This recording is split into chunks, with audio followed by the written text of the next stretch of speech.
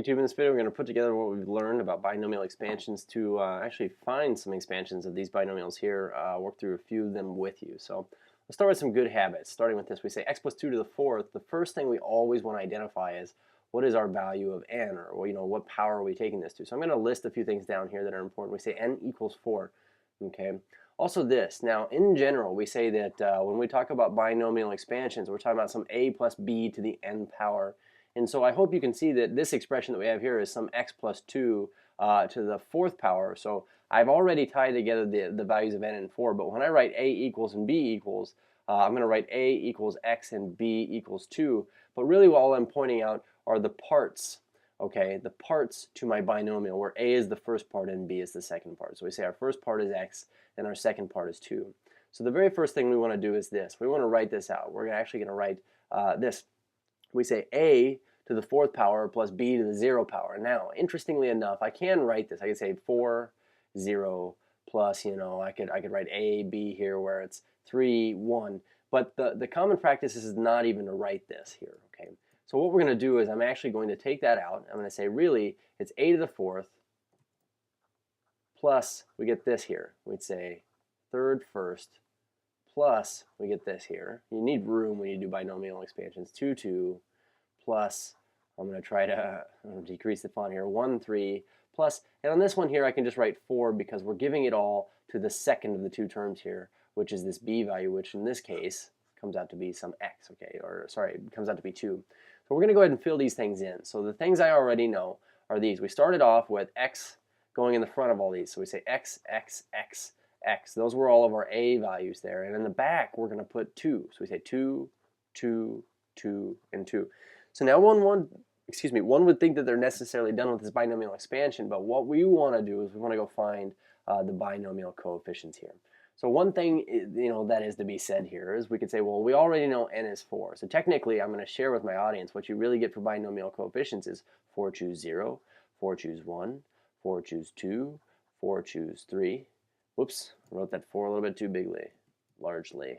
4 choose 3, 4 choose 4, okay? So these are going to be our coefficients up front. But what I'm going to tell you is, man, it is not worth your time to just go find all those off on some side sheet of paper. So what we're going to do is this. We're actually going to sketch out the first few rows of Pascal's triangle, which actually give us these binomial coefficients. So they are, starting with the 0th row, 1, 1, 1, 1, 2, 1, 1, 3, 3, 1, 1, 4, 6, 4, 1. And in this particular example, let's see here, we needed the 4th row, so we got the 0th row, the 1st row, the 2nd row, the 3rd row, and nice, we have the 4th row. So these things right here are our binomial coefficients. So essentially what we're going to do is we're going to say, look, I know that's the scheme on the powers. What we're going to do is fill in the coefficients. So I get 1, 4, 6, 4, and 1. So the last thing to do here is to say, well, first of all, I acknowledge that this is actually what this comes out to be. But second of all, that we need to clean it up a little bit. So what I get is this. We get x to the 4th.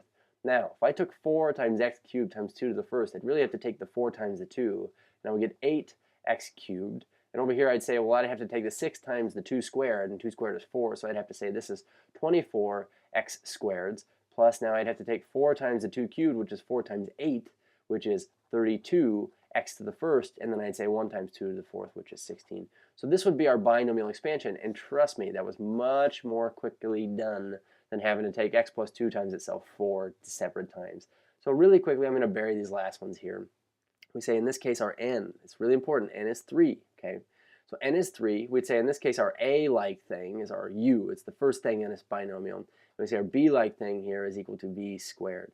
So what we actually get is this. We're taking it to the 3rd power, so I say starts all in the front, cubed, okay, cubed. Let me get that out of there. I liked how we did it last time with the blue. We'd said, now I'm looking up top, cubed, and then we say, well, this would be to the 2nd, this would be to the 1st. Plus now this would be to the 1st, this would be to the 2nd.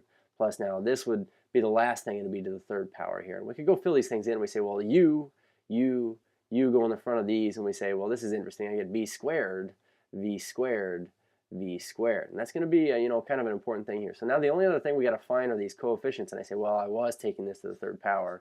So I suppose I would go look at the 3rd row of Pascal's triangle, and I get 1, 3, 3, and 1. So this would be 1, 3, 3, and 1. So a little bit more quickly on this one, we end up with u cubed plus 3u squared v squared plus 3u to the first, but then we get v to the second is v to the fourth. Okay, we would multiply those exponents. Let me make that look like a 4. And then we would say 1 v to the second, v to the third is v to the sixth. So this is our binomial expansion. So the very last thing I want to do is I want to kind of explore what does it look like when you have a negative, say a negative binomial in here, a difference.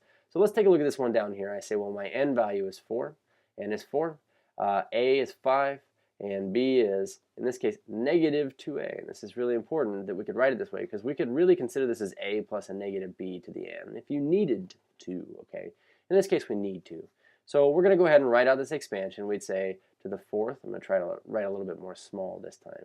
We say to the third, to the third, to the first, plus to the second, plus to the first, to the third, plus to the fourth in the back, okay? In this case, our a value is 5, so we get 5, 5, 5, and 5 on those 4, and then we say, well, on the back here we get negative 2a, and we can get away with saying this is negative 2a because we were really adding a negative 2a if we had been subtracting 2a to begin with. So negative 2a, negative 2a, negative 2a, negative 2a. So we're going to go ahead and simplify this now. 5 times 5 is 25, and 25 times 25 is 625. So we get 625 here, plus 5 cubed is 125. Now, if I took negative 2a to the first, I would get negative 2a. And we say plus now, we say 5 squared is 25 times negative 2a squared becomes a positive for a squared, plus now 5 to the first times now negative 2a cubed. Interesting, when you cube a negative, it stays negative. And we say negative 8a cubed, plus now, this would be positive, we would say 16a to the fourth. So now we need to clean this up quite a bit, but we say 625. Let's try to sort this out. It looks like our 16a to the fourth is actually what I would write that it should go first. 16a to the fourth. I would say that that goes up front. And then I say, well, 5 times negative 8. Now this is a little bit interesting. We're actually going to maybe have to get our calculator out here. We say, but 5 times negative 8 is negative 40. So we would say minus 40a cubed. And then we would say now 25 times 4. I guess I could do that. Say 4 quarters is $100. So we say plus 100a squared. And then we say 125 negative 2, negative 250a. So minus 250 times a. And then we would say finally plus 625. So you notice this last expression here, actually it went from positive to negative to positive, negative to positive. And that's what happens when you expand a difference, when you have a binomial that is a difference, okay?